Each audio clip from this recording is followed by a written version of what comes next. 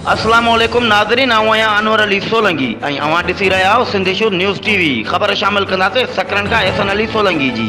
इंसान दोस्त सिंध परस्त ऐं नाले वारे उस्ताद गुलाम नबी कीरियो जी 53 जनम ॾींहं जे तक़रीब सिंध सुजाग फोरम ऐं शागिर्दनि तरफ़ां सकरन प्रेस क्लब कॉन्फ्रेंस हॉल में पुरवकार नमूने सां मल्हाई वई। तक़रीब में आयल महिमान दोस्तनि ऐं शागिर्दनि तरफ़ां खेसि अजरकनि किताबनि जे तोहफ़नि सां नवाज़ियो ऐं गुलनि जा हार पाराया विया। उस्ताद गुलाम नबी कीरियो जे तइलीमी ख़िदमतुनि ऐं बेदाग़ किरदार ते ॻाल्हाईंदे नाले वारे कहाणीकार मोहम्मद सिद्दीक़ मंगियो, अब्दुल क़यूम नूह पोटो, नामे वारो अदीब राशिद लकमीर, भलोड़ शाइर माशुक धारेजो, आजिज़ जमाली, उस्ताद अब्दुल समद गबोल, खैर मोहम्मद चना, मसूद उमरानी, मजीद अब्बासी चयो त सकरन मिटी ज़रखेज़ आहे जिते गुलाम नबी कीरियो जहिड़ा किरदार पैदा थींदा आहिनि। हिन पाण खे तइलीमी ख़िदमतुनि लाइ वक़्फ़ु करे छॾियो आहे।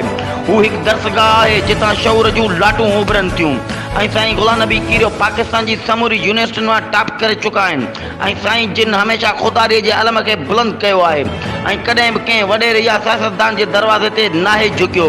हिन पंहिंजो ॻाठ ऊचो रखियो ऐं शागिर्दनि खे पंहिंजी हिमत, बुर्दबारी ऐं महिनत सां जीअण जो ढंग सेखारियो। तक़रीब में उस्तादनि, शागिर्दनि समेत सियासी समाजी शख़्सियतुनि वॾे तइदाद में शिरकत कई। वधीक ख़बरुनि ऐं अपडेट लाइ ॾिसंदा रहंदा सिंध इशूज़ न्यूज़ टीवी।